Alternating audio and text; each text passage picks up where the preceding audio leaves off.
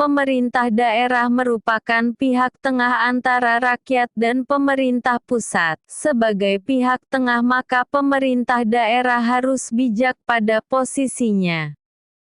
Pemirsa, tidak mampu membayar pungutan penerimaan negara bukan pajak (PNBP) sebagai syarat izin melaut. Ratusan kapal nelayan tidak dapat melaut.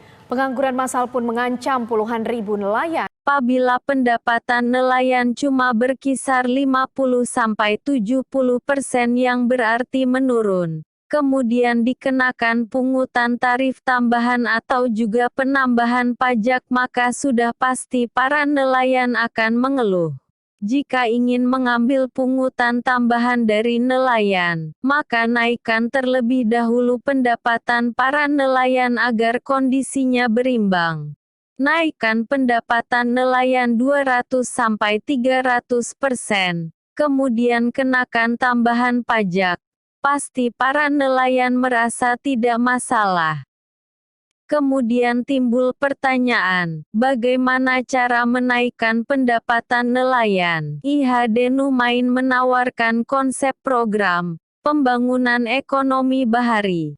Pemerintah daerah harus menjadi pembimbing bagi para nelayan untuk melakukan modernisasi operasional. Pemerintah daerah harus menjadi fasilitator yang mendukung terciptanya sarana dan prasarana guna memberikan kemudahan bagi nelayan untuk melaut.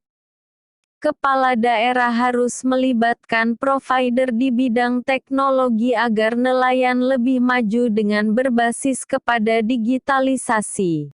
Nelayan memegang kendali melalui teknologi di satu genggaman lewat aplikasi. Bagi nelayan kecil dan tradisional akan mendapatkan bantuan modal tanpa agunan berupa saldo yang ada di aplikasi. Lewat aplikasi tersebut nelayan dapat melakukan transaksi elektronik ketika membeli BBM, alat perikanan dan sebagainya di BUMDes. Koperasi dan toko yang telah menjadi mitra. Nelayan dapat memantau lokasi kumpulan ikan secara real-time lewat aplikasi, sehingga lebih efektif dan efisien karena nelayan langsung dapat menuju lokasi penangkapan ikan.